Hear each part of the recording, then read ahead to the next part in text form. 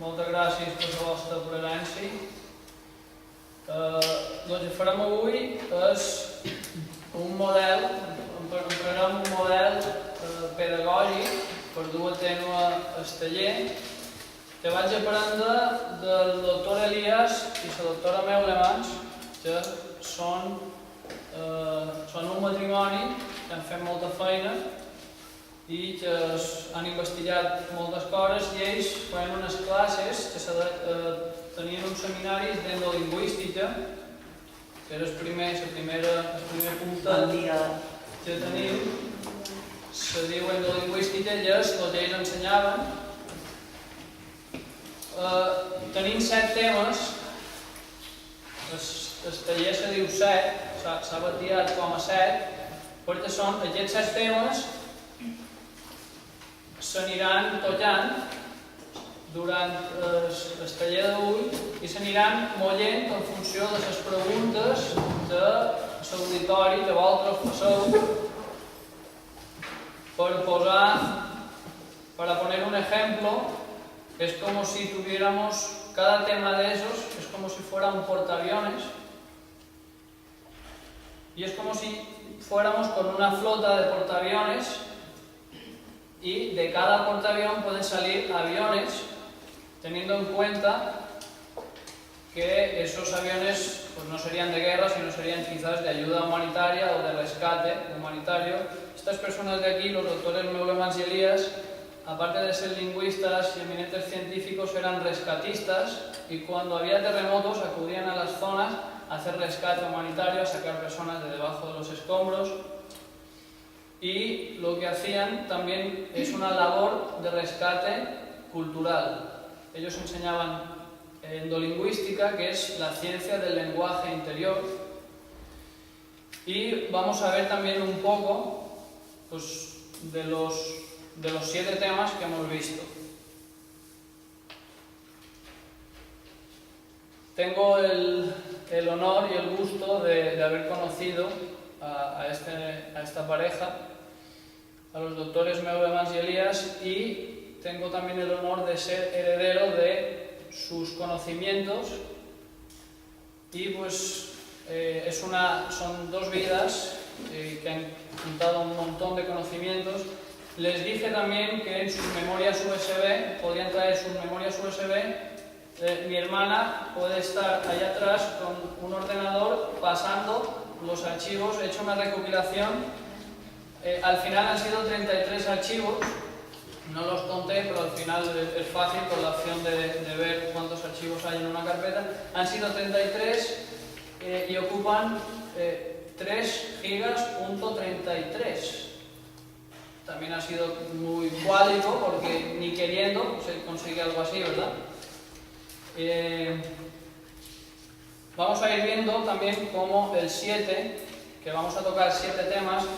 Yo he preparado 7 talleres, por decirlo de alguna forma. Esta es la metodología que también utilizaba el doctor Elias en sus clases, en sus seminarios. Y tenemos hoy 7 horas también. Entonces el 7 fue algo que se me vino presentando y pues le rendí ese homenaje al número 7, porque también hay diferentes cositas que vamos a ir viendo con el número 7. Comentar también que en todo momento siéntanse libres, por favor, de preguntar, de interrumpir, porque el taller o el seminario lo dirigen ustedes.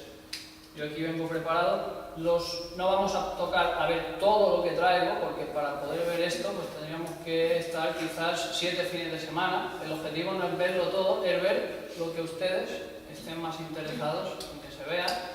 Vamos a hacer un repaso. Durante el día de hoy vamos a saltar, a brincar de un tema a otro y probablemente haya temas que se queden al aire, pero esos temas también dependen luego de cada quien. En los 33 archivos que hemos recopilado, ustedes ahí pueden consultar pues, lo que les interese. Y la intención de esto es que cada quien se haga responsable de lo que le interesa buscar y aprender. Hoy en día pues, está muy bien precisamente ser autodidactas. hablando del 7, podemos empezar. Mientras estaba preparando todo el temario, me encontré con algo, un artículo que estaba publicado en la página de terra.es, pero en el 2007, casualmente. Y lo tengo impreso desde entonces porque era un documento que se me hizo muy importante en ese entonces. Se titula Haciendo tiempo, consejos para vivir más. Y en el presente artículo se comenta pues, las investigaciones de un profesor, de Steve Taylor, que investiga estos momentos que tenemos en la vida cuando creemos o tenemos la percepción de que el tiempo va más despacio. No sé si les ha ocurrido alguna vez que están andando, se tropiezan, se quedan al aire y su bajada, en la experiencia propia de cada quien, creemos que bajamos durante 2 o 3 segundos y luego impactamos en el suelo, pero si viéramos un vídeo o viéramos a alguien viéndolo desde afuera, pues se ve el movimiento con el flujo temporal corriente. ¿De qué nos habla este artículo? Que lo voy a dejar por aquí para que luego, si hay alguien que más tarde le interese ojearlo, se puede ojear, ahí queda. Pues comenta que el tiempo y cómo vivimos nuestra vida, menciona también a Einstein que el tiempo es relativo, ¿verdad? ¿Qué significa esto? Pues significa que para esa persona, cuando se está cayendo, el tiempo, la experiencia temporal, viene definida más bien no por los segundos que van ocurriendo, sino por el número de estímulos o de pensamientos que se llegan a tener. Cuando estamos cayendo, nuestro cerebro quizás va mucho más rápido y pensamos a una velocidad más rápida y tenemos más pensamientos por unidad de tiempo que una persona que vive con su tranquilidad.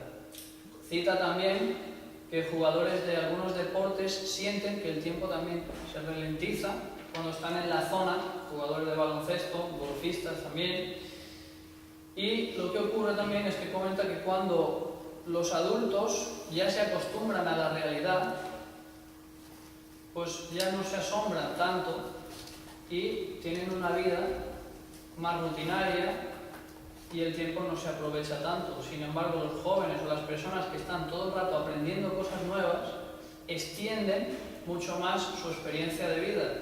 Cita que a lo mejor una persona, no me acuerdo si son las edades exactas que cita el artículo, pero una persona de 80 años que ha vivido siempre en su zona y tal, puede haber vivido mucho menos que una persona de 40 años que ha viajado por todo el mundo, que conoce diferentes lenguas, diferentes países. Entonces, la experiencia de vida no es tanto el tiempo que vivamos, sino la información nueva con la que nos vayamos relacionando. Volviendo al 7, cosas interesantes a mencionar es que en nuestro cuerpo, bueno, estamos en el mes de septiembre. Septiembre es el mes 9, pero a nivel lingüístico, ¿qué nos está diciendo septiembre? 7. Lo mismo ocurre con toda una serie de meses que vienen después de después de agosto, todos vienen recorridos 2. ¿Por qué ocurre esto? Porque antiguamente había 10 meses y en diciembre era el 10. Septiembre era el 7, octubre el 8, noviembre el 9 y diciembre el 10.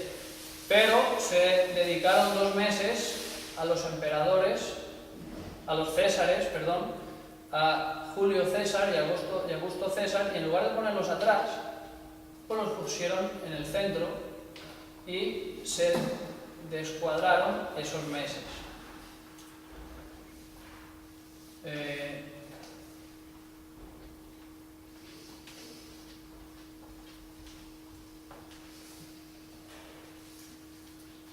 Muy bien, pues tenemos estos 7 temas.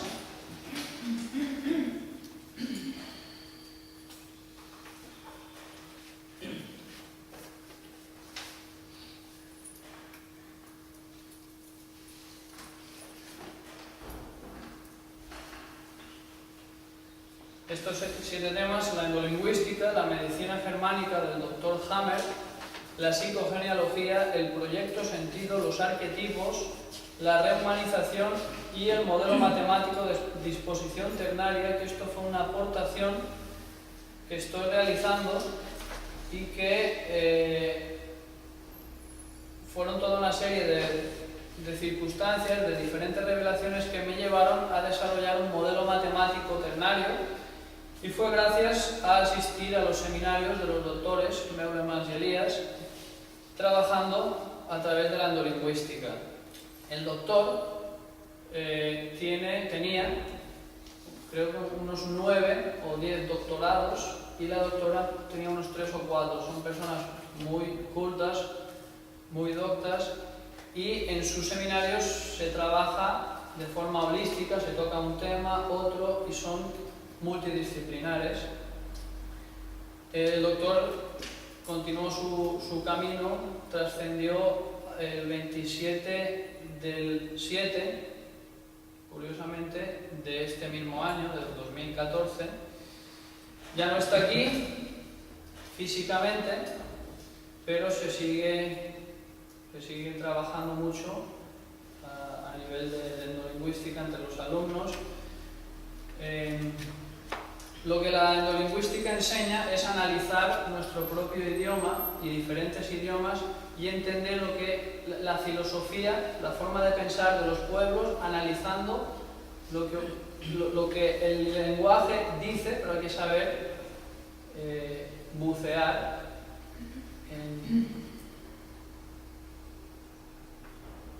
en los vocablos, en las palabras, analizarlas. Es una forma muy diferente de ver la lingüística. Un tema que podemos tocar también es el de la medicina germánica del Dr. Hammer. Hammer descubre que los cánceres, sobre todo, y otras muchas enfermedades, son de origen, el origen de ellas está en un conflicto biológico. ¿Han oído hablar de Hammer?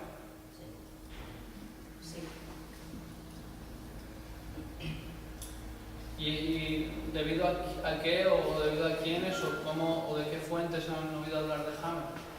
Biodescodificació. Molt bé. Han vist el vídeo d'en Corbera? Hammer es un doctor alemán que enferma de cáncer de testículo. Él era oncólogo, era director de una clínica universitaria de oncología, y enferma de cáncer de testículo justo después de que uno de sus hijos falleciera en circunstancias trágicas. ¿Y qué ocurre? Pues que, como buen investigador, analiza la realidad y durante toda su vida no había enfermado de ningún cáncer, y se le hace un poco curioso que él enferme de cáncer de testículo cuando ha perdido un hijo. Y encuentra que hay una relación quizás muy sincrónica o muy cuálica, por la calidad del evento, de que pierda un hijo y se afecta el órgano encargado de generar hijos. Va investigando y descubre que otras muchas personas que tienen cáncer de testículo han perdido a un hijo real o simbólico. Vamos a ver también que el inconsciente no distingue entre algo real o simbólico. Lo que distingue es, para el inconsciente, lo que es importante es el afecto. Si yo quiero a mi perrito como si fuera mi hijo y hablo de mi perrito con el mismo cariño con el que me dirijo a mi hijo, mi inconsciente, que está estructurado, estructura esa relación como paterno-filial.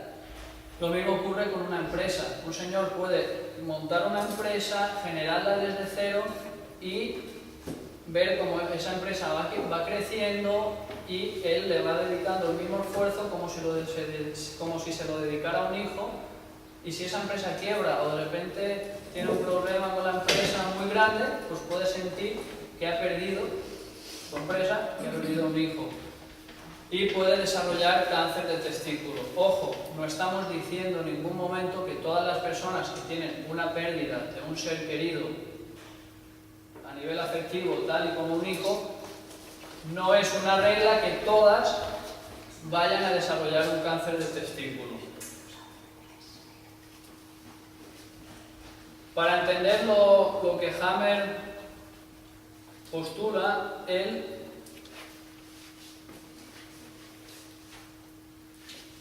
presenta 5 leyes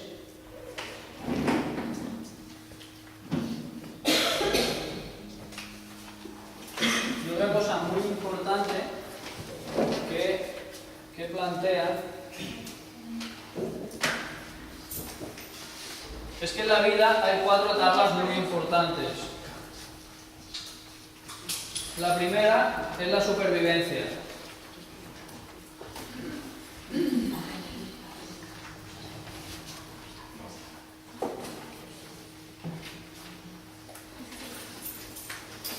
La segunda es la protección.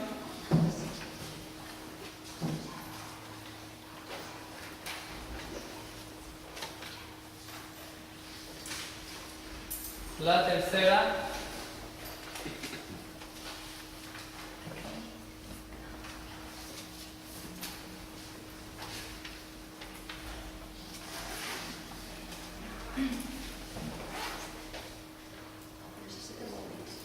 tercera es el movimiento y la cuarta es la relación.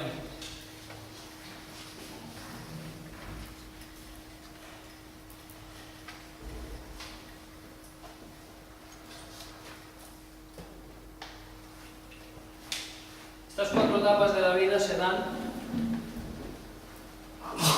y aparecen. Pues la primera es la más importante de todas, la supervivencia. Si no sobrevivimos, pues la vida se acaba, ¿verdad? Y incluye pues, la respiración, la alimentación, la reproducción. A nivel evolutivo, las primeras especies, pues lo primerísimo que tienen, la primera necesidad que tienen que solucionar es la primera, la supervivencia. La segunda es la protección. Si pensamos nosotros en cómo se desarrolla la vida, nos han contado los biólogos y los científicos que nace en el mar y del mar pues van apareciendo diferentes células que se unen, se agrupan y cada vez van formando de seres unicelulares a seres pluricelulares. Las células se van agrupando y llega un momento que al cabo de millones de años de evolución llega a aparecer algo parecido a un pececito, luego van cambiando las especies y se van mutando, pero la vida sabemos que empieza en el agua. Me imagino que todos en algún momento la habréis escuchado. Luego, cuando el pez sale del agua, sale en forma de lagarto y si antes estaba en el agua, pues tenía que solucionar sus problemas de supervivencia, luego también tenía otro problema, que es protegerse del depredador, del frío, de cualquier situación. Del frío ya me refiero quizás a los animales que ya han salido del agua. Una vez estamos fuera del agua, pues nos tenemos que proteger. Y luego hay otro problema. En el agua no es tan fácil adquirir alimento porque fuera del agua no es tan fácil. En el agua, pues, como es un fluido, es fácil moverse, pero en la tierra, ya para conseguir el alimento, ¿cuál es el siguiente problema? Pues primero, alimentarnos, luego protegernos de las adversidades, y el siguiente es movernos. La siguiente necesidad es movernos ¿para qué? Para conseguir alimento. La reproducción pues iría también en la primera etapa. Y la cuarta, que es la más moderna, la más nueva a nivel de desarrollo evolutivo, es la relación. La relación ya implica pues tener un territorio y tenerlo que defender, implica pues tenerse que relacionar con otros seres, no solo para la supervivencia, que sería por la reproducción, pues hay un tipo de reproducción que es exclusivamente enfocada a la reproducción y hay otro tipo de relación de tipo de relación sexual que sería más bien enfocada hacia relacionarse con los demás. Los delfines, por ejemplo, tienen sexo por placer muchas veces, no únicamente para reproducirse. Estas 4 etapas están presentes en la mayoría de los seres vivos. Los más desarrollados son los que ya tienen más elementos de la 4ª etapa. Un gusanito, por ejemplo, pues probablemente tenga de las 4, pero tendrá mucho más si viéramos el porcentaje, pues de la 4ª etapa, que es relacionarse, pues puede que tenga, pero mínima, o ni siquiera tenga, ¿verdad? Entonces, lo que comenta Hammer también es que hay en el cuerpo, cuando se desarrolla el bebé, en el feto, se va desarrollando por capas embrionarias. Esta es la ley, es la 3ª ley de Hammer.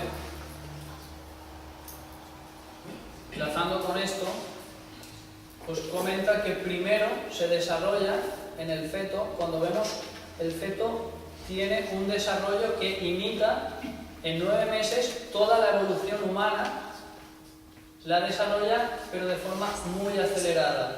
Sabemos que el espermatozoide pues, es como un pequeño pececito. Cuando entra en el óvulo hay imágenes de 1 semana, 2 semanas, 3 semanas, 4 semanas, y vamos viendo cómo a cada semana se va pareciendo más al ser humano, pero hay eventos, hay momentos que parece un pez, luego parece casi un reptil, tiene como una especie de cola, la cabeza la tiene como en forma reptiloide, luego hay momentos que casi parece un ave, no tiene alas, pero los brazos están de una forma un tanto peculiar. Entonces se desarrolla, los órganos se van desarrollando de la misma forma que se han ido desarrollando durante toda la evolución, pero en un periodo acelerado. En 9 meses se recorren lo mismo, pero a nivel, pues serían millones de años de evolución. Entonces hay órganos que son muy antiguos. El tracto digestivo es una serie de órganos, es un conjunto de órganos que están presentes en las formas más primitivas. Un gusano tiene tracto digestivo.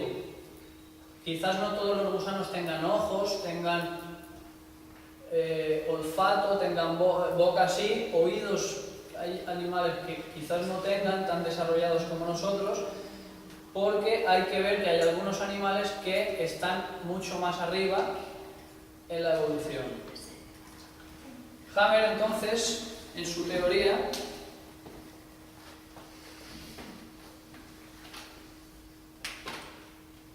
pues aquí tendríamos el endodermo, que también tiene que ver, la endolingüística también utiliza esta palabra que significa interior, endodermo.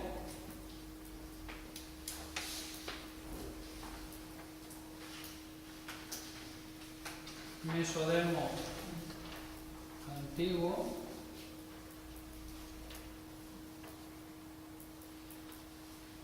y mesodermo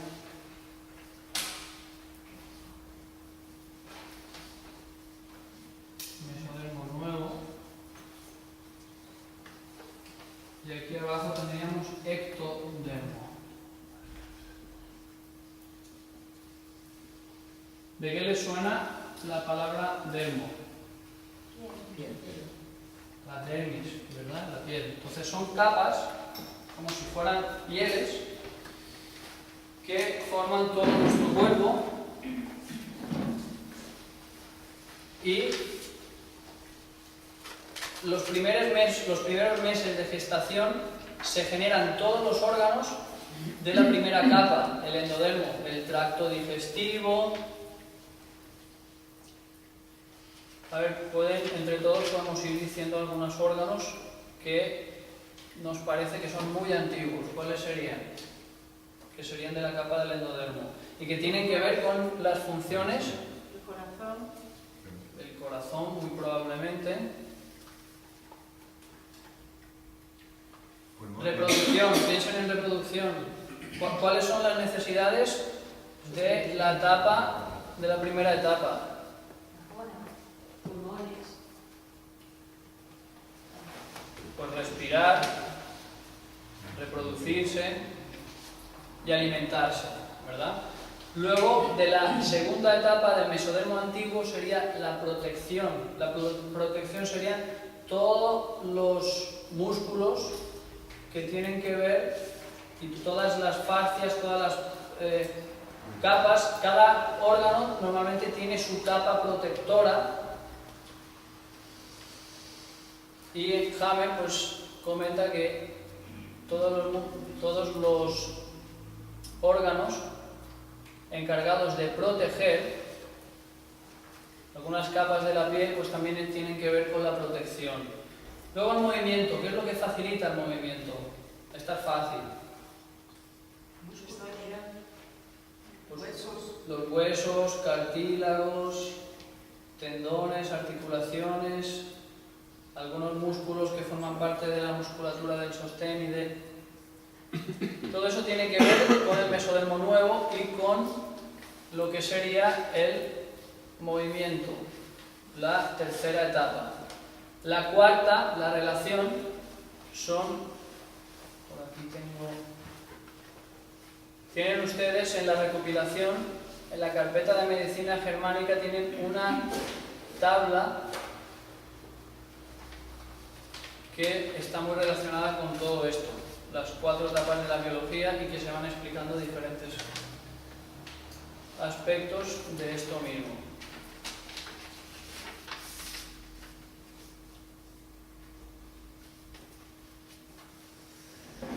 Un ejercicio que me gustaría hacer también con ustedes, rápido, es que ahora mismo se tomaran un minuto para hacer un mapa del lugar en el que estamos.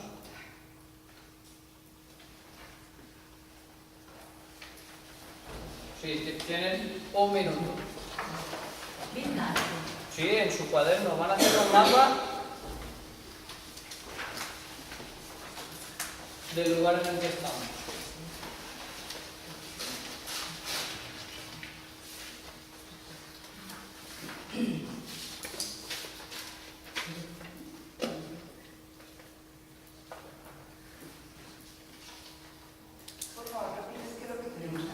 Un mapa de la zona en la que te encuentras ahora. Pues no va a estar ni bien ni mal, va a ser tu mapa. Y es un mapa que se hace en un minuto. Es solo un pequeño ejercicio. Hay personas que se dan cuenta ahora que no son... Ya mío no, sí, vamos.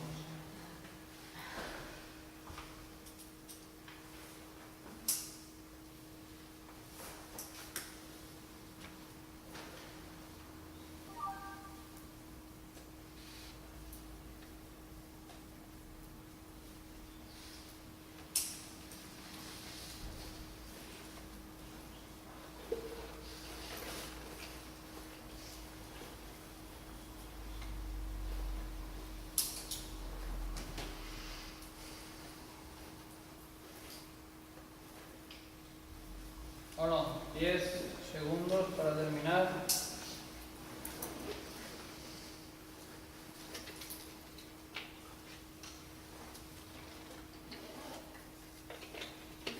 Muy bien.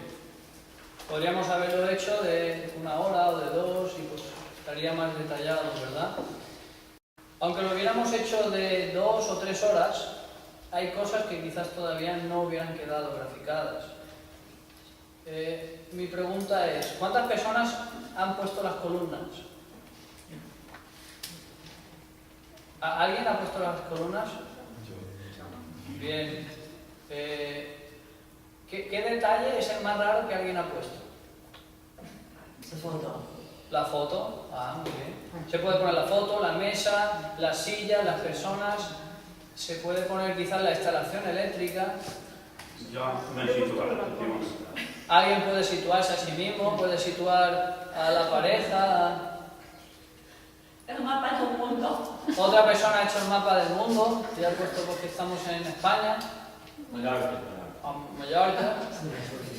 Y hay cosas que todavía casi nadie probablemente hubiera puesto. Aquí, si sacan su teléfono móvil, hay redes Wi-Fi o Wi-Fi, ¿verdad?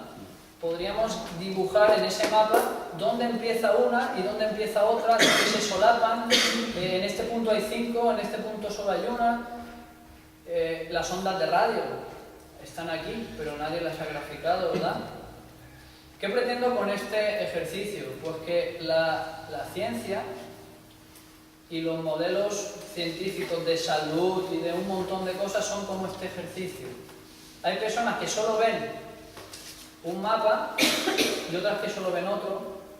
Si hubiera venido un fontanero, seguramente, solo viendo, o un electricista, pues hubiera hecho un mapa muy diferente, porque se hubiera fijado cuántos focos hay, dónde están distribuidos, las señales del sistema de antiincendios. Entonces, aquí ocurre algo muy curioso, y es que Hammer tiene una teoría muy interesante, pero tiene su mapa. Hay otras escuelas, como la de Bélgica, la belga, la francesa, que toman de Hammer y agarran de otros mapas y tienen otra forma de hacer terapéutica y otra forma de ver la salud y la enfermedad, diferente a Hammer. ¿Qué les quiero decir con esto? Pues que en la vida hay muchos mapas, algunos no son tan perceptibles como la red de Wi-Fi, pero están ahí también, y hay manifestaciones de ello. Y hay escuelas que están más enfocadas en según qué tipos de mapas. Y puede haber mapas de cosas que ni siquiera sabemos que existen y todavía nos falta mucho por descubrir. Y he tocado también un tema curioso, y es el de la señal antiincendios, que lo vamos a rescatar más adelante. Lo importante, lo trascendental de Hammer, lo que marca un antes y un después en la biología, en Hammer, es que descubre que las enfermedades no existen como tal. ¿Qué significa que no existen como tal? Pues hay un paradigma, una forma de entender el mundo muy extendida, y es que tenemos una concepción positiva o negativa de la enfermedad. Negativa. ¿Es algo bueno o malo? ¿Alguien desea estar enfermo? No. Esa concepción, pues Hammer la rompe de alguna forma, porque con su nueva información nos da a entender que la enfermedad es un conflicto, viene de un conflicto biológico que hemos vivido, y la enfermedad es la reacción a ese conflicto. Para entenderlo de forma quizás más clara, hay un ejemplo muy bonito que es sobre un cervatillo. Y es para entender el sentido biológico de la enfermedad. Vamos a imaginarnos que hay un ciervo que va correteando por el desierto, se ha alejado de su manada, es un poco despistadillo, curioso, corre y de repente se da cuenta que está perdido en mitad del desierto. En el mismo momento que se da cuenta de eso, es consciente de que tiene un conflicto biológico. Hammer lo enfoca como un conflicto biológico, un conflicto que peligra su integridad, peligra su supervivencia. El temor más grande que puede tener es de la primera etapa, supervivencia. Estoy perdido en el desierto, solo hay dunas, solo hay arena. ¿Qué necesito para sobrevivir? Alimento. El ciervo tiene miedo de morir de hambre, de forma inconsciente, ni siquiera piensa, es algo automático. Vamos a ver también que la enfermedad, según Hammer, él no lo define así, pero a mí me gusta definirlo así, que es una forma más clara de verlo, es como un reflejo. Nosotros conocemos los reflejos, ¿verdad? Cuando, por ejemplo, estamos de noche en el pasillo de casa y de repente sale alguien y nos asusta, ¿qué ocurre? Pues se desencadena de forma automática un reflejo de ¿qué? De protección, ¿no? Sería un reflejo de la segunda etapa. A ese cervatillo que está por ahí perdido, cuando se da cuenta de que está ahí, su inconsciente percibe ese conflicto biológico y se desencadena un programa biológico de supervivencia. Esa es la nueva definición que da Hammer a la enfermedad.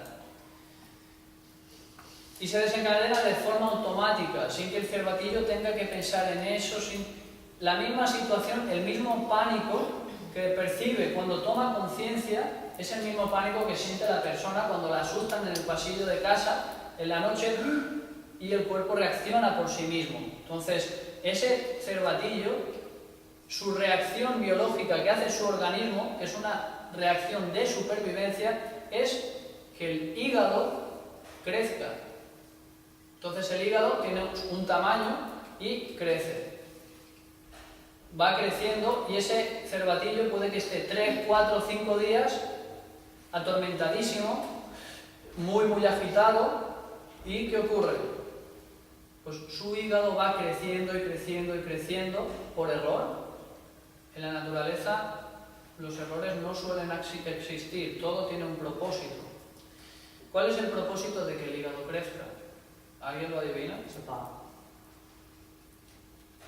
Podría ser, el miedo es el detonante, pero el propósito, sabemos por ejemplo que Es una reserva natural de varias proteínas, ¿no? por ahí va. ¿Qué ocurre cuando alguien tiene el hígado más grande? Sobre todo el cervatillo. Con un hígado más grande podemos sacar más nutrientes a cualquier ramita que nos encontremos. Hammer comenta pues, que es un cambio que hace el organismo solo para superar ese momento contado, ese día, esa hora, esa situación. El ciervo tiene que resolver eso, no puede estar toda la vida perdido en el desierto. ¿Entienden? ¿Están de acuerdo?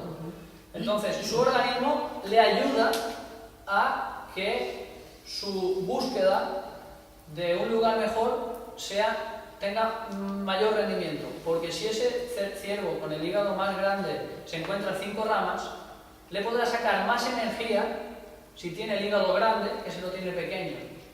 Si lo tiene pequeño le podrá sacar energía, pongamos, para 3 días más. Si lo tiene grande y puede sacar más nutrientes, aprovecha más la digestión y en lugar de tener 3 días más puede tener 4 o 5. Aquí vemos entonces que hay un sentido biológico, que la enfermedad no viene ni por error ni por azar, no viene como por efecto de magia, sino que viene a rescatarnos, a apoyarnos o a asistirnos. Una vez se entiende esto pues hay que trabajar mucho para entenderlo, porque no es algo que nos enseñen en las escuelas ni en los hospitales.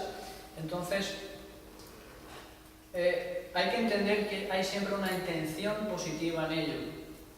Un ejemplo que podemos poner es un niño que juega con el ordenador o se baja información y necesita quizás ampliar el disco duro o comprarse un disco duro más porque ya tiene mucha información y quiere bajarse más películas y necesita un disco duro. ¿Hay alguna concepción negativa en que nosotros nos compremos un disco duro? ¿En que ampliemos el disco duro de nuestro ordenador? ¿Es un problema? No, ¿verdad? Es algo muy normal. O si utiliza juegos que requieren más potencia, pues amplía su memoria RAM, que es para hacer más procesos o procesos que necesitan más energía en el ordenador, ¿no? Tampoco hay un problema en ampliar la RAM. Tener un órgano que crece tampoco es un problema.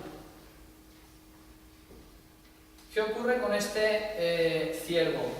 Aquí podemos explicar la segunda ley de Hammer, que es una ley que nos comenta que todo es una ley que nos comenta que hay 2 fases. Esto lo tienen todos apuntados, ya imagino, ¿verdad?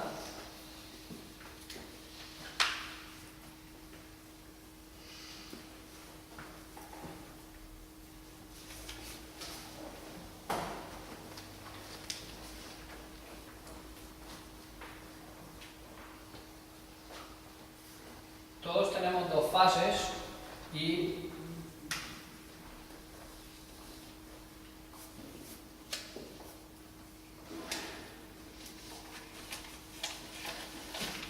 Aquí arriba simboliza la actividad y aquí abajo simboliza el reposo. Nosotros despertamos hoy, estamos 10-12 horas despiertos y luego estamos 10-12 horas dormidos, ¿verdad? ¿Qué ocurre si yo estoy 3 días despierto sin dormir? ¿Cuántas horas necesito luego para dormir? Tenemos que estar en un equilibrio, queramos o no, nuestra biología es así y nuestro cuerpo nos lo pide, ¿verdad? Entonces, el ciervo normalmente está todos los días, pues despierto unas horas, durmiendo otras y así. Esto es una normotonía, esto se llama la fase de normotonía porque estamos en una actividad normal, tenemos unas horas de actividad y otras de reposo. Cuando el ciervo entra en shock, se da cuenta, su inconsciente percibe un conflicto biológico de supervivencia. ¿Cómo creen que está él? Eso es así. Va a descansar durante los 3-4 días. Puede que esté agotado y duerma unas horas, pero sigue y busca hasta que encuentre algo, ¿verdad? Entonces, la enfermedad o el programa biológico es como si fuera un programa de ordenador. Tenemos todos la conciencia de lo que es un programa de ordenador, ¿verdad? Que tiene un funcionamiento, tiene un porqué y tiene una razón, sobre todo, de existir. Está entonces 3-4 días que su hígado crece, no de forma descontrolada, sino va creciendo para que le pueda sacar más nutrientes y con un motivo muy especial, que es poder sacar mayor rendimiento a la digestión, porque necesita mucha energía, porque necesita correr mucho y porque necesita correr mucho para encontrar de nuevo un hogar donde poder continuar con su vida. El inconsciente y nuestra naturaleza nunca está en contra de nosotros, no quiere quitarnos la vida, lo que quiere es extendérnosla. Si este ciervo no hiciera ese cambio su inconsciente, probablemente no duraría tanto o no tendría tantas ventajas para sobrevivir en esa situación que es la naturaleza. ¿Se entiende hasta aquí? Casi no hay preguntas, ¿eh? Entonces, está en esta fase hasta que... Aquí hay otro puntito, pero antes de eso hay algo. Aquí, por aquí, hay un momento clave y es... Este ciervo tiene 2 caminos, tiene 2 posibles finales. ¿Adivinan cuáles? Son muy lógicos. Una, encuentra un lugar con vegetación y otro no encuentra. Si no encuentra nada, ¿qué ocurre? Pues van pasando los días, esa fase de actividad, de estado nerviosismo y esa fase de un extra de actividad puede llegar a, pues tiene unos días contados. Si ese cervatillo no encuentra ese lugar donde, pues con vegetación, pues uno de los 2 posibles finales es que muera, ¿verdad? Podemos llegar, encontrarnos el cuerpo, abrirlo y magia, tiene un cáncer de hígado, ¿verdad? La gran pregunta es, ¿de qué ha fallecido? ¿Ha fallecido de cáncer o ha fallecido con cáncer de hígado? Pues ha fallecido quizás de inanición, quizás de sed, quizás de extenuación, pero el cáncer en ningún momento lo ha matado como tal. El cáncer era el apoyo que la naturaleza le ha dado para superar el gran conflicto. ¿Cuál es el gran conflicto? Estoy solo en mitad del desierto. No tengo de qué comer y mi cuerpo me apoya. Qué generoso, qué benévolo que es el cuerpo conmigo que me apoya. Queda claro entonces que no fallece de cáncer, fallece con cáncer. Muy bien. El segundo final, más feliz, ¿verdad?, es que encuentra un lugar con vegetación. Si ha estado 3 días correteando de un lado para otro, luego ¿qué creen? Pues va a tener que descansar un periodo, ¿verdad? El hígado, que aquí ha crecido, pues se puede graficar como las matemáticas así. El hígado ha crecido. La naturaleza es muy sabia y es muy económica. No mantiene algo, pues todo tiene que regresar a la normotonía, ¿verdad? Entonces, si el hígado ha crecido, se tiene que reducir. Algo muy interesante que entra aquí en juego ahora es la función de las bacterias, de los virus, de los hongos y de los microbios. ¿Les gustan estas palabras? ¿Creen que tienen un papel positivo o negativo en nuestro organismo? No suena. No suena. Les han pintat lletjos. Muy bien. Jo interrompo. Sí, clar que sí, estem per això, per votar d'un lloc a un altre. Jo no me queda clar per què se crea el càncer. És a dir, si no arribes a morir de càncer, de què serveix que el cos hagi creat un càncer? ¿Tú entiendes el ejemplo del ciervo? ¿De qué le sirve al ciervo? Contéstame tú. De què le sirve crear un càncer?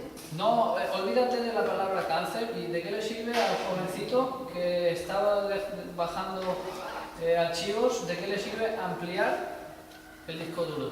Hòstia, no que necessita. Porque tiene una necesidad, ¿verdad? Entonces, quina necessitat que té el cèrvol quan crea el seu inconscient aquest creixement celular? Només de què el teixit? Sí, també supervivència. Supervivencia, pero es un apoyo extra. Vamos a poner el ejemplo que hemos comentado antes. Todavía no hemos terminado de ver cómo funciona todo el programa, porque el programa tiene un inicio y un final. Hemos visto que inicia aquí, aquí se revierte y la visión completa todavía no la tenemos. Pero vamos a poner el ejemplo. El aparatito este, ¿cómo funciona? El detector de humos. Hay humo. Y el humo activa un programa de supervivencia. ¿Cuál es ese programa? Cae agua. Aumento de agua. Aumento de un hígado que crece. Muy bien. Que caiga agua. Es un aumento de algo, ¿verdad? ¿Es algo bueno o negativo? ¿Positivo o negativo? Positiu. Positivo. ¿Por qué? Perquè... Ayuda a apagar el fuego. Muy bien. Aquí hay un conflicto que es: voy a morirme de hambre. Crece el hígado. ¿Es un problema? No, ¿Por qué? perquè t'ajuda... Porque ayuda a este problema de aquí. ¿Cuál es este problema? Morir de hambre. Si el hígado me crece y como 3 plantas o 4 y le saca más nutrientes, para la visión de aquí, de este momento, de este día, ¿es algo negativo? No, porque nos ayuda al gran problema existencial de supervivencia, que es, pues si no como me muero, ahora me falta comida, mi hígado crece y puedo comer menos o lo que me venga, pero le saco más nutrientes. Es una adaptación que favorece al ser en este aspecto de aquí. Pongamos el ejemplo de Hammer, de su vida. Pierdo un hijo, es esto de aquí. He perdido un hijo. ¿Qué necesito? Me crecen los testículos, ¿para qué? Para generar más testosterona, para tener más posibilidades de dejar embarazada a una mujer y restaurar o restituir este hijo que he perdido. No va a ser el mismo, pero a la biología lo que le importa es sobrevivir. Es imposible traer de nuevo ese hijo, pero hay un conflicto aquí, hay una fase activa y luego viene una fase de reparación. Aquí el hígado ha crecido. ¿Aquí qué creen que tiene que ocurrir? Que se desinflama. Pues, has tocado una palabra muy bonita. Aquí precisamente lo que ocurre, lo vamos a ver más adelante, pero la inflamación normalmente forma parte de la segunda. Inflamación, infección es la segunda fase. Esta sería la primera fase, ¿verdad? Y la segunda pues es todo esto de aquí, que todavía no hemos graficado. ¿Aquí qué ocurre? Virus bacterias, hongos y organismos y microorganismos tienen su función, muchas en la segunda fase, ahora no entraremos muy en detalle, pero aquí, en este caso, para ser más específicos,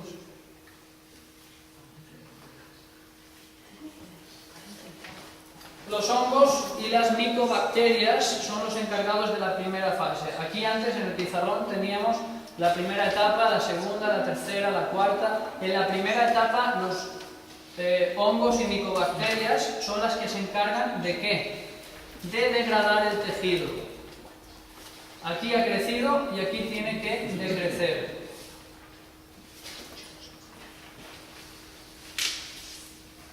Un ejemplo que se puede utilizar también es las acacias.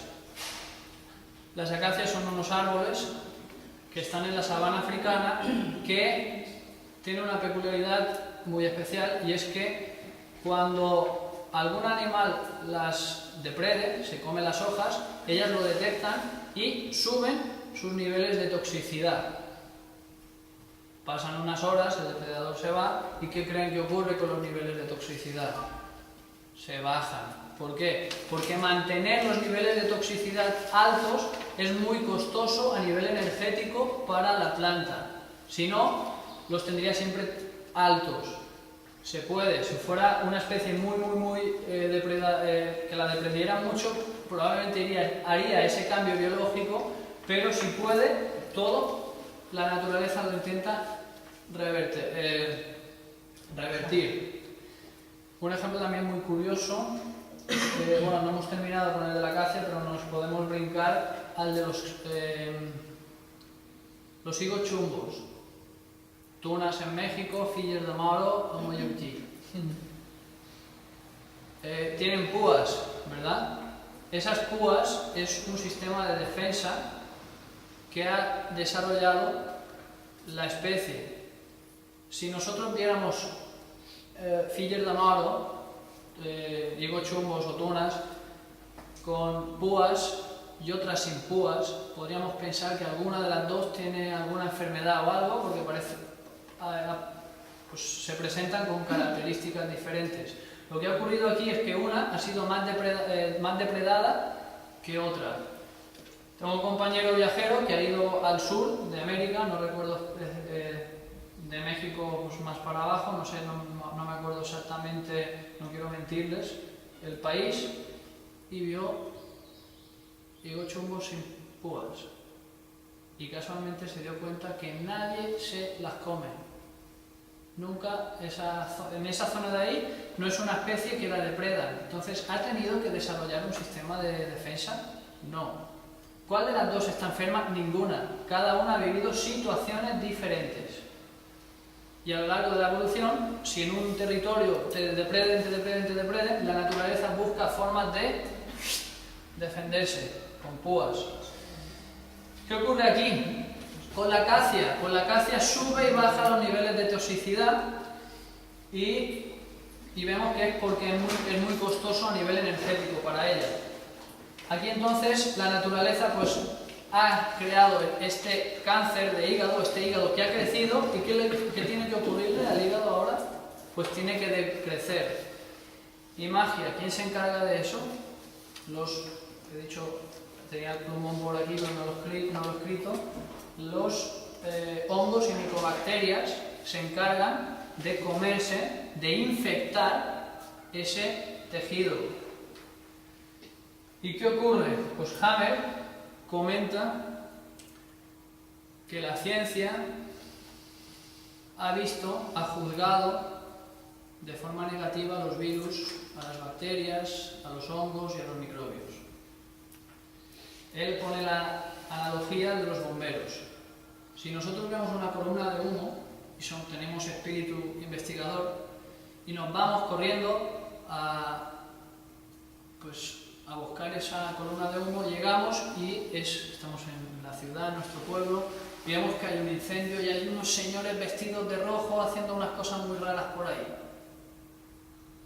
Nos vamos, pasan unos días ¿Y qué ocurre?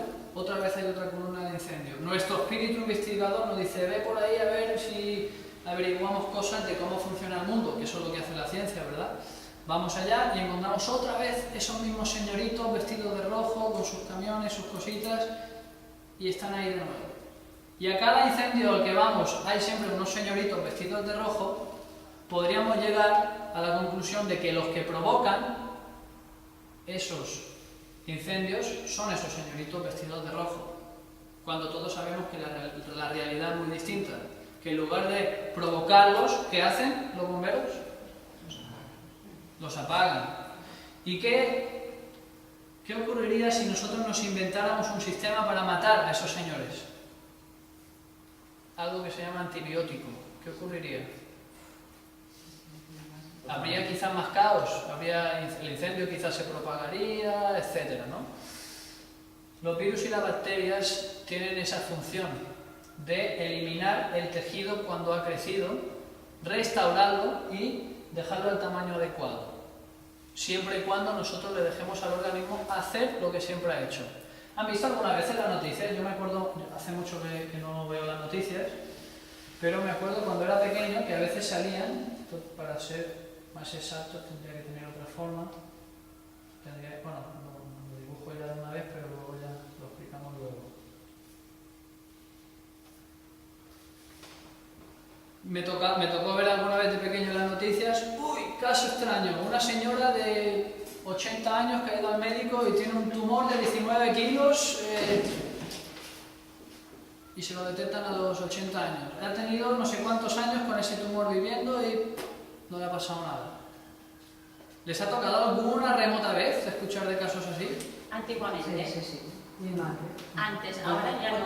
8 kilos más o menos. Y si tú no le dices a esa persona, te vas a morir de cáncer, y le montas un miedo nuevo, porque cuando te dicen tienes un cáncer, te vas a morir, se genera un nuevo conflicto, que es miedo a morir. Ya son dos conflictos que van paralelamente. Eso lo vamos a ver también más adelante. Hammer se da cuenta entonces de que la enfermedad... Pero no todos los virus son buenos. Yo no estoy seguro, ¿eh? Yo no puedo decirte ni sí ni no. ¿Hay algún virus dolens? El ébola, que se está muriendo la gente. Pero Un virus. hay algo muy curioso aquí. Sí. Tocando el tema del ébola, hay otro tema muy curioso. Ahora es el ébola, antes era el SIDA. Sí.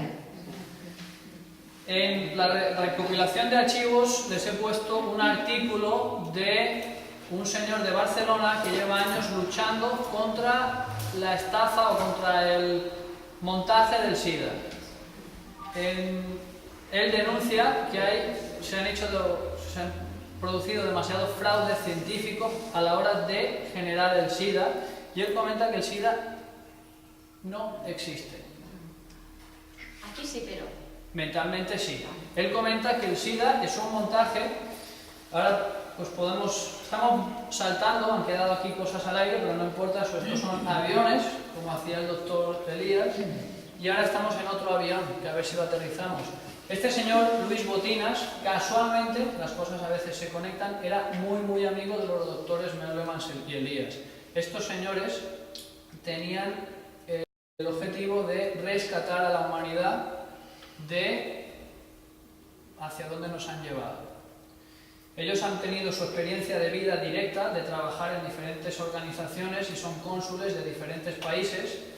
No les leo su currículum porque es enorme, y ellos nos contaban experiencias directas que ellos habían visto y que habían vivido y formaban parte de su vida y de su experiencia científica, laboral, etc.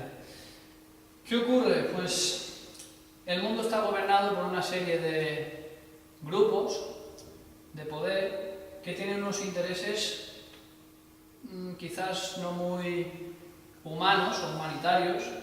Hay otro libro que se llama La mafia médica, escrito por una doctora canadiense, o bueno, no sé si tenga el título de doctorado. Esto es algo también que ocurre muy especial. A los médicos los llamamos doctores.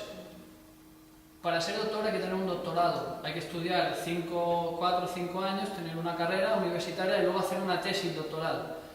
Entonces los doctores ya tienen un título que pues, no todos son doctorados. Bueno, esta señora, que no sé si es doctora o no, pero sí sé que era de profesión médico, le quitaron el título por denunciar las acciones o los funcionamientos no muy éticos que tenía, que se había dado cuenta que tenía el sistema médico-farmacéutico de actuar. Tiene el libro, en la recopilación se llama La mafia médica, es de esta doctora canadiense, médico canadiense, que se llama Ghislaine Langtot. Lo tienen en PDF, lo pueden leer en su ordenador o imprimirlo. Ha sido retirado del mercado este libro y su título es La mafia médica. ¿Por qué? Porque la industria farmacéutica prefiere muchas veces generar fármacos, generar terapias que en lugar de curar al 100%, cronifiquen la enfermedad. Que te tengas que tomar esa pastillita un montón de veces. Hay estudios científicos, ya hay científicos también que han denunciado que encuentran curas muy económicas, muy rápidas, y se silencian. ¿Por qué? Porque hay un mercado y lo que le importa a esta industria no es la salud, es vender. No lo digo yo, Francesc Joan Serra, lo dicen un montón de gente. Yo no estoy aquí para convencerles de nada. Estoy aquí para contarles cosas que quizás no se cuentan mucho y que luego ustedes se hagan responsables de su forma de ver el mundo y de su forma de ver la salud y de la enfermedad. Yo no... Pues mi función es esa, ¿no? De transmitir las cosas que he ido investigando, porque hay cosas que no son fáciles de descubrir, precisamente porque no interesa que se sepa. Precisamente por eso este libro ha sido descatalogado y ya no se vende, y por eso pues circula también por Internet. Internet tiene esa doble parte, ¿no? Que es muy bueno para copiar y tal cosas, pero también rescata cosas que si no, no sabríamos cómo rescatarlas o cómo acceder a ellas. ¿Por dónde me he quedado? Hongos y bacterias, SIDA por aquí. Buenos y malos. Buenos y malos, bomberos, antibióticos. Bueno, tenemos varios temas al aire. La fase, el cervatillo todavía no sabemos qué pasa con él, ¿no? ¿Qué onda? Como dicen en México, ¿no? ¿Qué onda con el cervatillo? Muy bien. El tema del SIDA, ahí tienen el artículo de Luis Botinas, tiene una fundación que se llama Plural 21 o Plural 21 y da muchas conferencias. Él se ha convertido en desmontador, él dice que es un montaje y que hay algo que, esto no sé si lo diga él, pero se puede añadir, existe el efecto placebo, ¿lo conocen o no? Es creer que algo me va a curar, me curo, perfecto. Y existe también el efecto nocebo, lo que no se ha hablado tanto de él. ¿Qué es el efecto nocebo? Que yo, por ejemplo, hago un teatro aquí y empiezo a toser y digo, ébola, o empiezo a hacer algo, tengo el ébola. ¡Bum! Ya está, el ébola en Mallorca. Y luego nos pueden analizar y ha sido todo psicológico. Y el cuerpo sigue a la mente, ¿verdad? Entonces, él, por ejemplo, lo que comenta del SIDA es que en Estados Unidos hay un señor que era policía, luego se retiró y empezó a trabajar de detective privado, y alguien le encargó de elaborar un informe sobre el SIDA. Muy bien, empezó a entrevistarse con los científicos oficiales y le dijeron que, bueno, le contaron todo lo que le tenían que contar y le dijeron, y hay unos señores muy malos que no los vayas a ver, que están por ahí, por diferentes lugares, y ellos dicen que esto está muy mal, que el SIDA no, pues hay muchos errores y tal, y hay muchas personas mueren por culpa de estos señores, no los vayas a ver. Son la contraparte, ¿no? Son los detractores, los que están en contra de la teoría oficial. Este señor, que tenía mucha experiencia psicológica en analizar los casos, haciendo de detective privado, pues sabía un poco quién mentía, quién no, y entendía muy bien la lógica de cuando hay un tema, pues cómo es. Y lo que le resultó muy raro es que siempre le decían, cuando había una situación crítica, esos de allá son los traficantes, los que manejan la droga. Ve, investiga y tráenos información y a ver si lo metes a la cárcel. ¿Qué creen que pensó él cuando le dijeron, esos son los malos, no los visites? ¡Ah! Toda su vida tenía que ir detrás de los malos para encarcelarlos, para buscar pruebas, y en este caso no los vayas a ver, por favor. No te les acerques un pelo. ¿Qué ocurre? Este señor va, investiga y se da cuenta de que hay un montón de fraudes a la hora de generar la teoría del SIDA. Las personas no fallecen de SIDA. El SIDA supuestamente es un virus que te provoca la inmunodeficiencia, luego baja tu sistema inmunológico y te mueres de un resfriado. Nadie se muere. Y otra cosa curiosa, todavía no hay ninguna imagen del virus como tal. Nadie ha fotografiado el virus. Este señor detective descubre varias cosas y su amor a servir a la humanidad le obliga, su conciencia, a hacer algo con esto. Genera una asociación junto a diferentes científicos y abogados y tal, y ya han sacado creo que a 56 personas de la cárcel, porque en Estados Unidos, si contagias el SIDA a otra persona y esa persona te denuncia, te meten a la cárcel. Pero, ¿y si el SIDA no existiera? ¿Cuántas personas inocentes había en la cárcel? Pues un montón. ¿Qué ocurre? El juicio normalmente corre presuponiendo un montón de cosas que nunca se han demostrado y que en el juicio tampoco se demostraron en ese entonces. Este señor entonces va y no sé si son juicios que han sacado a gente de la cárcel o han evitado que se encierren a nuevas personas. Ignoro esos pequeños detalles, ¿no? Pero ha conseguido girar la tortilla. Decir, muy bien, esta persona tiene SIDA y ha afectado a la otra. Muy bien, sácale ahora mismo una prueba, una analítica, enséñanos el virus como tal. Otra cosa curiosa que citan es que hay personas que dan positivo en un país y negativo en otro. Cada país tiene sus test diferentes y tú puedes no tener SIDA aquí, ahí sí, y hay personas que están en la frontera y dicen, SIDA, no SIDA, estoy enfermo, estoy curado. Y bueno, lo que consiguió este señor es cambiar la tortilla, que tengan que demostrar que esa persona tiene SIDA para meterla en la cárcel. Se han invitado a los oficialistas a demostrar científicamente que esa persona acusada de ir para que está pues debatiendo si ir a la cárcel o no, tiene SIDA o no. ¿Qué creen? Nadie, ningún médico oficialista, ni siquiera los creadores de la teoría, ni el gabinete Viva SIDA, ni siquiera eso se atreven a ir. Van a los congresos, ganan mucha pasta por ir a los congresos, pero a un juicio. ¿Qué ocurre en los juicios?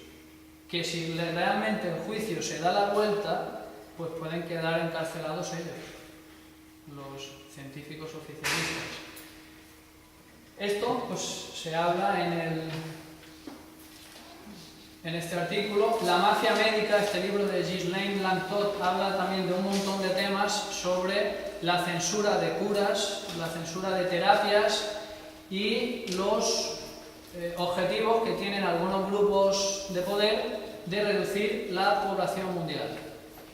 Bill Gates, si ponen en internet, pueden encontrar que Bill Gates en algún momento dijo que las vacunas forman parte también de un plan de control de la población mundial, que ponen en algunas vacunas ponen algo, o en todas, no sabemos, y algunos enferman y tal, y es una forma de reducir la población mundial. Para un pastor, hay que recordar, es más fácil controlar 100 ovejas que 100 millones. Es importante que tenga ovejas, pero hasta cierto punto. Sí hay que tener, ¿no? Para que pueda todo el tema, ¿no? ¿Por dónde vamos? ¿Por dónde seguimos? El ciervo. El ciervo, muy bien. El ciervo. Seguramente el ciervo no toma antibiótico, ¿verdad? Si no toma antibiótico, hay unos microorganismos, que son los hongos y las bacterias, que se encargan de degradar ese tejido. Entonces, el hígado que ha crecido se reduce. ¿Y cómo se reduce? Pues se infecta. Se ve como cuando vamos al incendio y los bomberos, si hay agua y hay un montón de cosas raras por ahí, pues lo mismo ocurre, pero a nivel biológico y de forma controlada, porque todo tiene un control en función de cómo lo veamos. La definición descontrolada, que es una etiqueta que tiene la definición del cáncer, es muy aventurada, ¿no? Porque la ciencia es muy específica, muy cuidadosa en algunas cosas y en otras no. Descontrolada. Un buen científico tendría que preguntarse, si decimos descontrolada, hay que definir control y descontrol. Hay que definir unos límites y unos parámetros. Y esas cosas pues están por ahí, pero no es algo muy bien elaborado. Pues. ¿Qué ocurre con el cervatillo? Pues esos hongos degradan y es probable que el cervatillo pues escupa quizás algo de sangre, quizás en las heces deseche algo de este hígado que ha crecido. Luego pasa por aquí por una crisis, epicrisis o crisis epiléptica o epileptoide que Hammer define. Hay otra cosa interesante es que Hammer junta, si nosotros estudiamos medicina vemos un montón de enfermedades y Hammer lo que descubre también es que hay muchas enfermedades que aparentemente son diferentes, pero son la misma enfermedad en una fase u en otra. Por ejemplo, el cáncer de pulmón, por aquí estaría el crecimiento del pulmón. Y luego, cuando hay el virus, el hongo, no sé exactamente en qué clasificación está,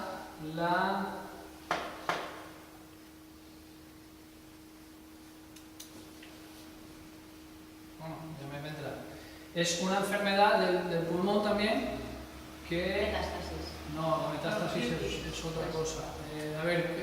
Neumonía. No, neumonía tampoco. No, es un virus que afecta al pulmón. Neumococo. No, es un nombre... No, ¿Pseudomonas? tampoco. No, y lo he citado tantas veces, pero bueno, ahora si aparece luego lo digo. O en la comida o cuando sea.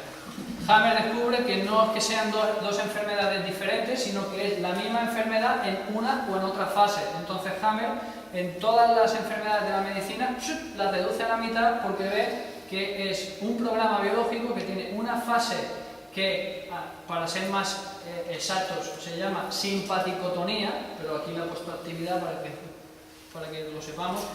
En los libros también que he puesto, ahí van a ver todo esto más detallado. Recordamos que vemos solo pinceladitas para que nos quede clara la teoría y luego si queremos profundizar ahí hay información. Fase de conflicto activo también se llama, y esta se llama de vagotonía o de solución. Entonces Hammer descubre que hay muchas enfermedades que son la misma enfermedad en fases diferentes. Perdona, actividad que has dicho que me suena. Simpaticotonía. ¿Puede ser una neumonía del pulmón? Tampoco. Tuberculosis. Sí. La tuberculosis, esta es aquí que ocurre, y es un pequeño organismo que en esta fase se encarga de que cuando ha crecido el pulmón se vaya reduciendo. Y aquí lo curioso, que los historiadores no han explicado todavía, pero aquí ¡pum!, se entiende mágicamente. Después de una guerra hay en muchos países tuberculosis masiva, como si la pólvora trajera la tuberculosis o como si fuera... ¿Qué ocurre? Cuando hay un país con guerra hay un conflicto biológico, que también cuando hablemos de la metástasis veremos qué ocurre ahí. Hay una fase de conflicto activo que es... Aquí el gran conflicto, ¿cuál es en una guerra? ¿Cuál es el gran miedo cuando hay una guerra? Morir.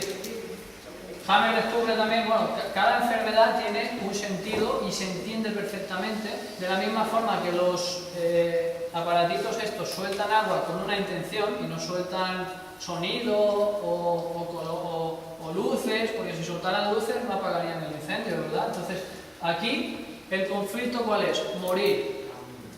La biología, nuestra biología, ¿cuál es el principal sustento energético? El aire. La comida y la bebida pues también juegan un papel importante. Podemos vivir días o algunas semanas sin comer o sin beber y sin respirar. Nada. Horas quizás, ¿no? Entonces el inconsciente y la biología lo saben. Entonces cuando hay un miedo a la muerte es un miedo a dejar de respirar. Entonces si yo tengo miedo a morir de hambre, mi hígado crece para sacarle nutrientes. Si tengo miedo a morir tal cual, ¿qué hace mi organismo? Crece de forma automática el pulmón, sin que le digamos nada, el mismo mecanismo del reflejo, ¿no? Crece el pulmón para aferrarse a la vida, para poder respirar más. Tengo miedo a dejar de respirar, entonces mis pulmones crecen, estamos aquí. La guerra dura 2 años, 3 años, muy bien, entonces pum, pum, todo el mundo, la gran mayoría de la población tiene cáncer de pulmón. Nadie va al médico, nadie lo diagnostican de eso porque no es algo que nos duela. O igual si yo no tengo la experiencia de haberlo vivido, ¿no? Pero es una fase normalmente silenciosa. Se acaba la guerra. ¿Qué significa se acaba la guerra?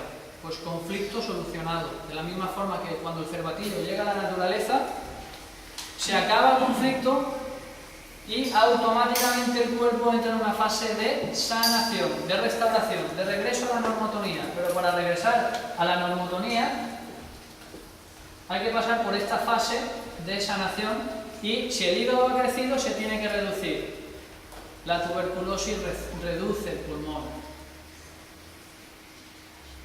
Hay muertes luego de tuberculosis, algunos sobreviven, otros no. Ahí hay discrepancias en diferentes autores de por qué mueren. Algunos comentan que si aquí se ha vivido muy dramático, la crisis epileptoide de esta, ¡pum!, que se tiene que pasar por aquí, y es la que quizás peligre, pero más bien a nivel energético. Pero lo que vemos que esto ocurre en la gran mayoría de guerras que ha habido, las personas luego hay tuberculosis en la población, y aquí está la explicación. Otra cosa que ocurre es las metástasis. Los médicos... Cuando tienes esto, si te mueres, no hay solución. Sí, bueno, no todos mueren. La causa de la defunción hay polémica en esto. ¿Por qué? Pues porque no se investiga. Si en el mundo hay no sé cuántos miles o millones de investigadores, ¿cuántos creéis que investigan esto? Muy poquitos, porque están en el lado oscuro de las teorías de la salud, ¿verdad? Porque no hay organismos oficiales que avalen esto, porque los organismos oficiales reciben un dinero de unas organizaciones que, bueno, ya sabemos todo el tema, ¿no? Pero por todo natural te mueres. En este caso, que es un caso muy grave, que es la tuberculosis, porque te mueres quizás del miedo que has tenido aquí. Te mueres, porque es como decir, muy bien, ¿y el cervatillo se muere extenuado, cansado? Pues sí, porque no ha encontrado comida. Pero en este caso pasaría aquí, pero sería por una acumulación de que no soporta el cuerpo, no es por la bacteria, es por haber vivido una situación estresante. ¿Las bacterias son malas? No, porque no te mueres por las bacterias. Te mueres porque aquí ha habido un estrés tan grande que luego, cuando se va a aterrizar, has estado tanto tiempo en estrés que luego cuando bajas necesitas un descanso tan grande y ¡pum!, descansa mucho. Por ejemplo, hay... Però és que en realitat el que estàs dient i el que se diu, que no és l'enfermedad que te dona, sinó és el tractament que te donen. Sí, perquè fan que el teu cos hagi de fer molta més feina de la que fa, perquè clar, te donen una medicació per no tenir aquestes pujades a baixades, que tenen mal d'altres. També se pot tenir... Estamos hablando... Es que després penjat, si tu no fas res, evidentment. Doncs per No allà fas hi ha un que canvi. entra, perquè n'hi ha que tenen calor. Què passa? Pues segons estrella la persona pot crear calor o fred. Si no fas un canvi, està clar que mors. Sí. A veces escapes. Bueno, también es cómo se vive. Vamos a poner un ejemplo y es, no sé cuánto hace, que también vi que en China o en Corea, no sé qué, un niño estuvo 15 días enteros en fase activa y murió. ¿Pero cuál era su fase activa? 15, 14, no sé exactamente los días, 7 días enteros jugando a un videojuego. Aquí podríamos decir, ¿los videojuegos matan? No, los videojuegos no matan. Todos hemos jugado alguna vez videojuegos y no nos hemos muerto. Lo que mata es estar 7, 14 días, no sé qué, en fase activa. No sé cómo está el niño ahí, pero está aquí. Y luego necesita descansar y descansa un montón. Y boom, ahí se queda descansando. ¿El videojuego mata? No. ¿La tuberculosis mata? Hay que averiguarlo. Y son casos pues también que si ha habido mucha actividad, no es exactamente que la tuberculosis mata, porque lo mismo ocurre. Aquí en este programa de supervivencia, la naturaleza las opciones que nos da no es para matarnos. Aquí todavía la naturaleza tiene un super mega recurso extra que se inventa como si fuera un as en la manga cuando ocurre esto de aquí, en esta fase. En esta fase de sanación, ¿qué le ocurre al cervatillo? Los virus y las bacterias, en este caso, porque es en cada capa embrionaria, descubre Hammer también, que actúan diferentes microorganismos. En la carpeta de medicina germánica tienen un cuadro que se llama las 4 etapas de la biología, y aquí hay una clasificación que nos comenta que en la primera etapa, que era la de supervivencia, endodermo, actúan hongos y bacterias. ¿Qué significa? Que los hongos y bacterias son entes mucho más primitivos. Los árboles son mucho más primitivos y tienen hongos y bacterias. Las formas más primitivas, el tracto digestivo va a tener hongos y bacterias que actúen en esos órganos. Y a medida que vamos bajando en las etapas y en las capas, ¿se acuerdan de las capas que hemos visto? Endodermo, mesodermo antiguo, mesodermo nuevo y ectodermo. En cada capa rigen unos bichitos diferentes. En la más nueva de todas actúan los más desarrollados. ¿Qué es más desarrollado? Un virus que se mueve tal, o un honguito, que es casi como un champiñón. Los champiñones, las setas, sabemos que son hongos. Pues el virus está más desarrollado y afecta a los tejidos más nuevos. Los ojos, los oídos, todo lo que es ya que nos permite relacionarnos. Los órganos más avanzados actúan organismos más avanzados. Nunca vamos a encontrarnos un hongo en el ojo. Y esto Hammer también le da un encuadre, ordena la medicina de una forma pues espectacular, porque ves que cada tejido funciona de una forma, está relacionado con un momento evolutivo de la historia de la humanidad, de la biología en general, y que diferentes especialistas, es como si fuera los bomberos de las casas, los bomberos de los edificios grandes y los bomberos de los bosques, que son los aviones que tiran agua. Es algo parecido, pero a nivel biológico e interno. Hay una pregunta por ahí. Sí, Hammer no define y qué paradigma usa para decir que es un virus. Muy buena pregunta. ¿Él Hammer lo trata como un ser vivo o como Hammer. un objeto inanimado? Hay controversia en esto porque dicen que no se reproducen entre ellos, sino que tienen que meter algo necesitan un medio extra para reproducirse, y no solo eso, sino que Hammer mismo No está definido en ningún paradigma de la ciencia como... pone en tela de juicio que existan los virus. Pero hay fotografías de ciertos virus. Sí, pero Y no será yo te transmito lo que he leído, pero yo he visto fotografías de muchos virus y he visto virus actuales. Así que... Él pone en tela de juicio, no te puedo decir por qué, porque no he llegado a tal nivel de profundidad en ese tema, pero es algo muy interesante. lo que da es, dice que en la cuarta etapa, virus sí es que existen. Pero entonces, ¿qué es lo que destruye el virus? Puede que sean otros organismos que sean o que tengan algo parecido al virus. Ahí es un tema que todavía está un poco al aire. A ver. Pero lo que sí, pregúntame. Yo no, es que entonces, ¿qué es mejor? Pienso, dejar que siga, es decir, que entonces llamémoslo la suerte, ¿qué es mejor? Dejar que siga la enfermedad y que esos virus vayan destruyendo esa parte del hígado que sobra y que salgamos vivos, o dar supuestamente ese antibiótico que mata los buenos, los virus, y también a ver si sobrevivimos. Es que es un poco, ¿qué es mejor?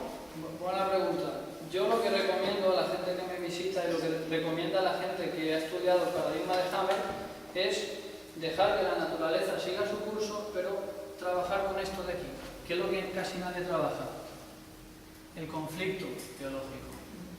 ¿Cómo se detona la enfermedad? Con un conflicto biológico. Entonces podemos tratar la enfermedad, que es, vamos a poner el ejemplo del aparatito del antiincendios. Ahora ya estamos quizás más avanzados para quizás entender y ver la comparativa. Humo, un fuego, conflicto biológico. Para el cervatillo, me voy a morir de hambre. El sistema, la casa, la infraestructura, suelta agua. Le crece el hígado al cervatillo. Fase de conflicto activo. ¿Por qué? Porque se tiene que apagar el ¿qué? El incendio. El cervatillo tiene que resolver ¿qué? El conflicto biológico. Comida. Tener miedo a la enfermedad es como si aquí tuviéramos un incendio y sale el agua, como si tuvieran miedo de ahogarte en un incendio, de ahogarte por el agua que sale de ese espesor. A nivel conceptual y lógico, si pones la comparativa, es lo mismo. ¿Han conseguido que tengamos miedo a la enfermedad? Claro que sí. Muy bien, pero la enfermedad no viene a matarte. Tener miedo al agua, en el incendio, a morirte ahogado, es tener miedo a la enfermedad. Pero eso te ayudará en otros casos, te ayuda. ¿El qué? ¿Tener miedo? No, el ser positivo. El ser positivo te ayuda. Pero aquí, si fueras, por ejemplo, la arquitecta o el señor que se encarga de esto, tú, analizando cómo está actuando la ciencia, cómo están actuando las escuelas que vienen de Hammer, la medicina oficial actúa sobre el agua, actúa sobre la enfermedad, trata de cambiar, checa el organismo y busca a nivel biológico, a nivel no biológico, perdón, a nivel bioquímico, qué ocurre dentro del cuerpo cuando el conflicto biológico no está dentro del cuerpo. ¿Dónde está el conflicto biológico? En el entorno. En biología elemental y muy básica se sabe que si tú tienes una célula en un tejido sano, en un lugar donde se encuentra cómoda, vive con total naturalidad. Le cambias el entorno y ¿qué hace la célula? Muta, hace un montón de cambios para ver si puede matarse, suicidarse, ¿no? Sobrevivir en un entorno hostil. La pequeñita célula, una única célula, la pones en un tejido o en una probeta con algo nocivo para ella, no se suicida, trata de sobrevivir y hace mutaciones. Lo mismo hace el organismo. ¿Quieres salvar a esa célula? ¿Qué vas a hacer? ¿Le cambias el entorno? ¿Y qué ocurre? ¡Oh! Está en su caldo de cultivo, está genial. Pero en el entorno hostil le pones otras cositas o le quitas con pincitas. Vamos a ver qué ocurre si le quitamos estas partecitas de aquí, del núcleo, de esto. Pues le puedes hacer cambios, pero lo ideal es todo el mundo en un entorno sano, adecuado y genial. Todo el mundo vive bien. Lo que pasa es que en el entorno hay un conflicto biológico Y si terapeamos o hacemos una terapéutica enfocada al conflicto biológico, ¿qué ocurre? Pues podemos conseguir esto. La persona nos visita y está por aquí. Trabajamos con el conflicto biológico y podemos provocar esto. Y luego tiene que venir una fase de sanación. Todo lo que ha crecido tiene que decrecer. Cuando decrece, pues hay unos síntomas que son muy normales en la biología, pero como tenemos aquí, pensamos que nuestro organismo es tonto, que tiene millones y millones de años de evolución. La medicina pues está muy avanzada y la gente estudia un montón de años, pero un médico que ha estudiado o tiene una especialidad o lo que sea, habrá estudiado 10, 12, 15 años, sin apuras. La biología tiene millones y millones de años de existencia. Cuando viene el crecimiento del hígado, hay que recordar, no es un error que la naturaleza se ponga de tu parte y te ayude a superar la hambruna. Es un cambio adaptativo que hace para ayudarte a sobrevivir en esa situación. Si consigues sobrevivir, se revierte. Pero ¿qué ocurre? Si aquí hay antibióticos o hay sustancias ¿qué ocurre? Pues la naturaleza tiene un problema, que tiene que superar todavía las adversidades que ya no son naturales. Entonces, si lo que decía hace un ratito comenté que todavía había un recurso extra que sacaba la naturaleza como una selda manga, ¿no? No lo he terminado de aterrizar ese avión. ¿Cuál es el tema aquí? Si el cervatillo tomara antibiótico, lo tendría crudo, ¿no? ¿Por qué? Pues porque no puede terminar de desechar esa parte de extra que sobra y que no necesita. ¿Qué hace la naturaleza todavía? ¿Cuál es ese as en la manga? Ese recurso. Encapsular. Encapsula. Encapsula y lo deja apartado y sigue. En lugar de quedarse en caos o morir, que siempre pensamos que cuando hay enfermedad nos vamos a morir. No. El inconsciente o la biología, la naturaleza, todavía tiene ese recurso. Cuando no tiene agentes encargados de solucionar, lo de aquí, encapsula y lo deja y sigue. Un ejemplo también que pongo, normalmente cuando les pongo este tema, es que aquí las farmacéuticas han sacado tajada impresionantemente. En el libro, hay un libro entero que trata sobre la discusión, un capítulo se llama Pasteur versus Beckham, The Lost Chapter of Biology, o algo muy parecido. Pasteur contra Beckham, un capítulo perdido de la biología. Pasteur, ¿han oído hablar de él? Hay un proceso que se hace a la leche que se llama pasteurización, que es subir la temperatura a los productos, a la leche, para matar virus y bacterias. Otra cosa, los biólogos, si les preguntan, en nuestro organismo hay más bichitos de estos, hongos, bacterias, todo esto, hay muchas más que células en el organismo. ¿Qué significa? Que nosotros estamos vivos con nuestras células, pero estos entes, estos pequeños seres, son nuestros mayores aliados. ¿Han oído hablar de la flora intestinal? ¿Creen que es importante o no? Si la flora intestinal, la digestión, pues no sé si se produzca, pero creo que es muy difícil que se produzca, ¿no? ¿Qué ocurre? La flora intestinal no son